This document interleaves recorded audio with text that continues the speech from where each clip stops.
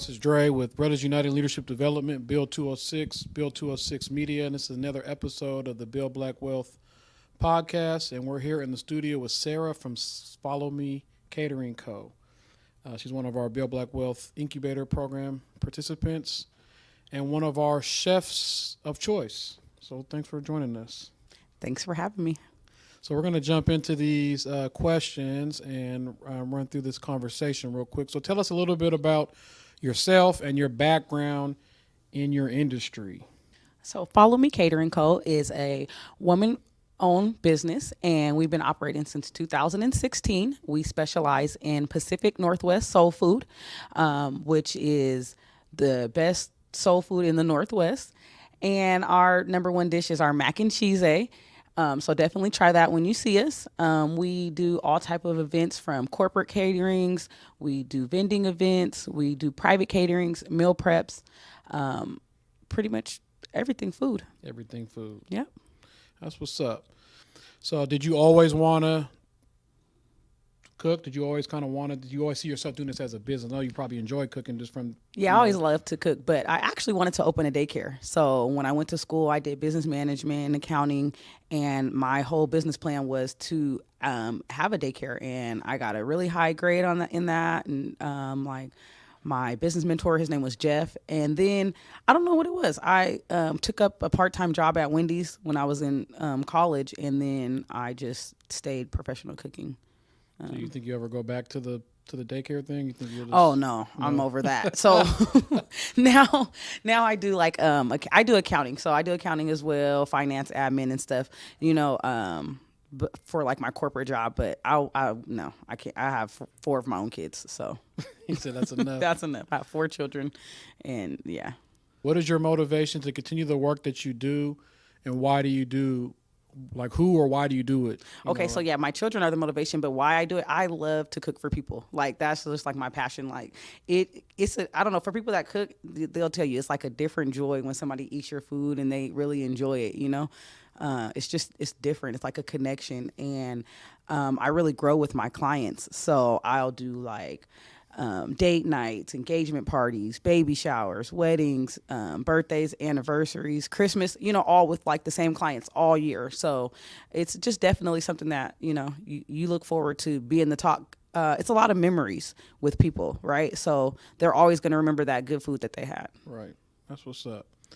So describe your journey towards, if you feel like you're successful or you're heading towards success, right? However you define that. So describe your journey toward success. And what are some of your biggest lessons learned?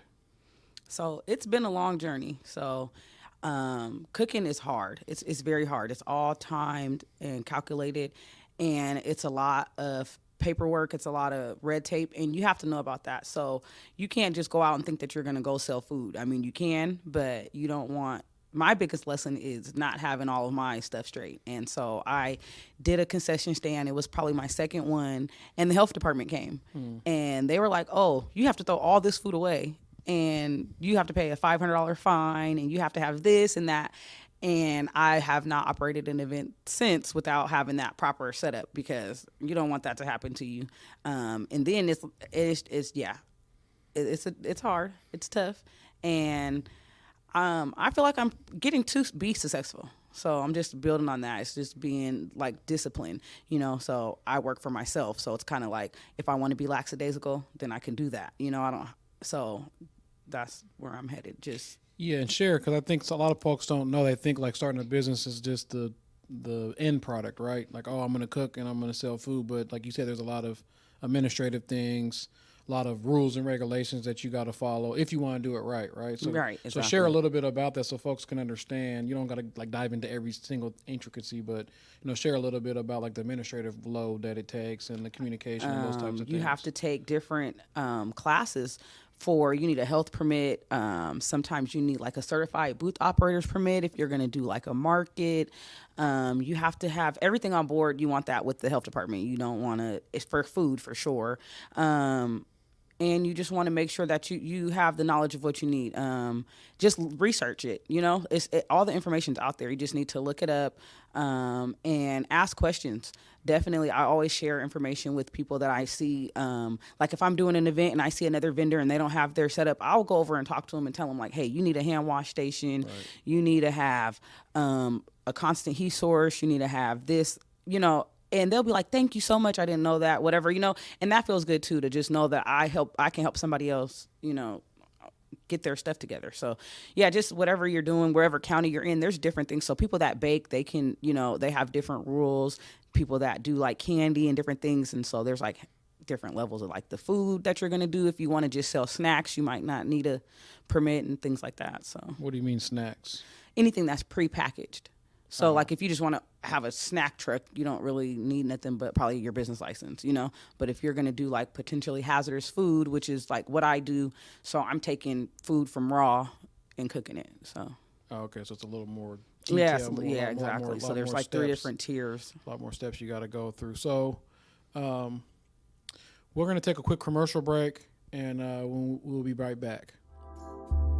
Get informed about your rights as an employee working in the city of Seattle. Check out Build's labor law information at www.build206.com/labor standards today.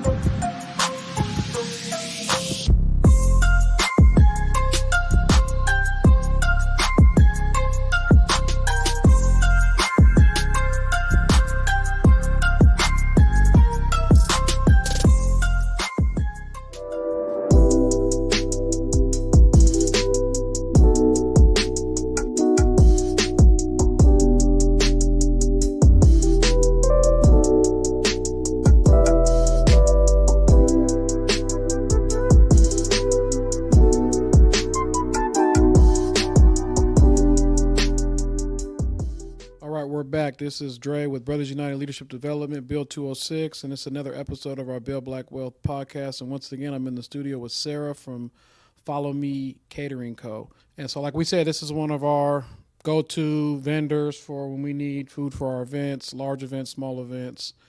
We also partner with Sarah and her company on some of our larger events.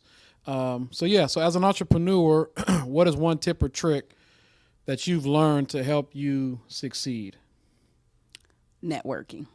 So that's like the key, because you never know who you're going to be in the room with.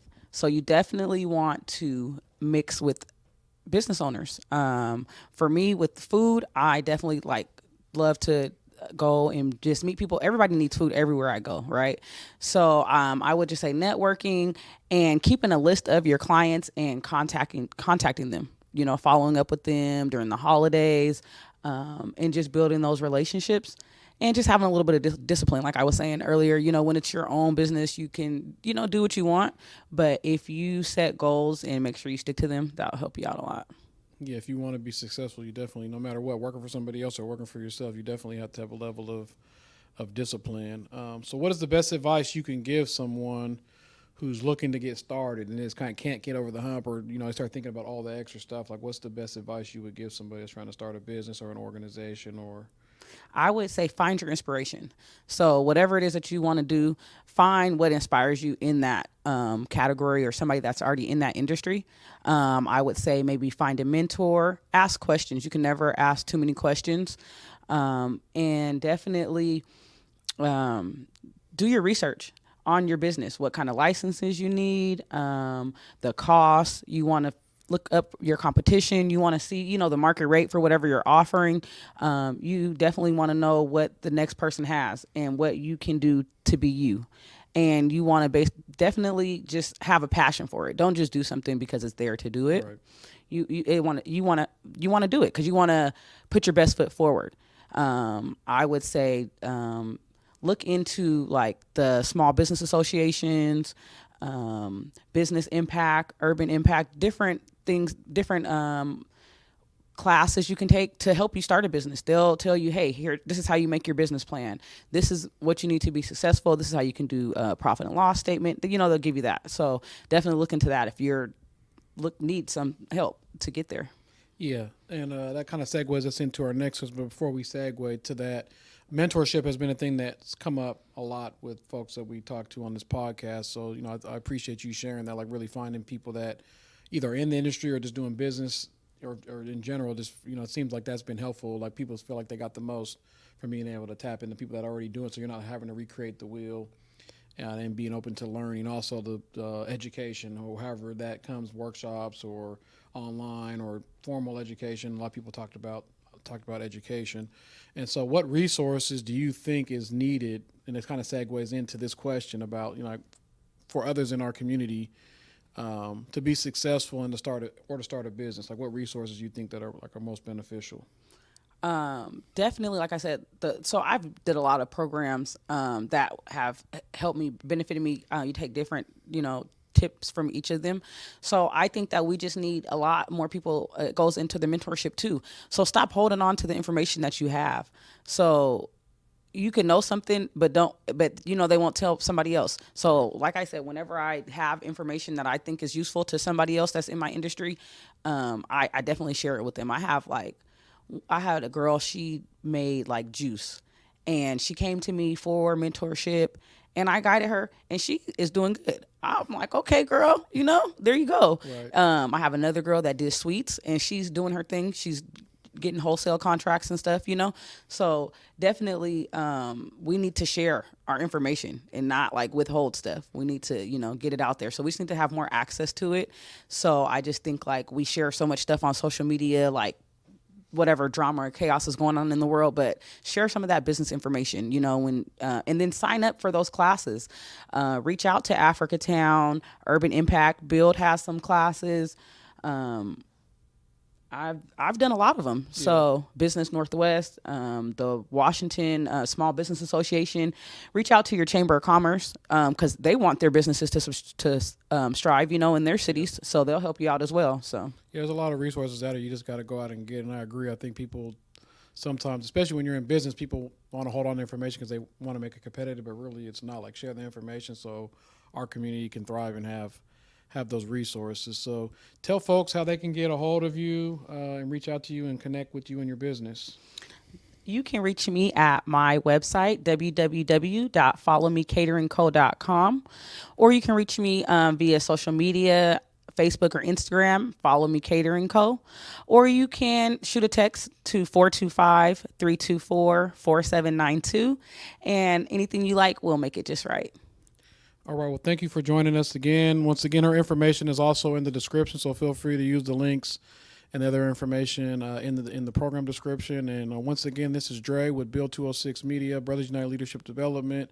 It's another episode of our Build Black Wealth podcast. Until next time, peace. Thank you.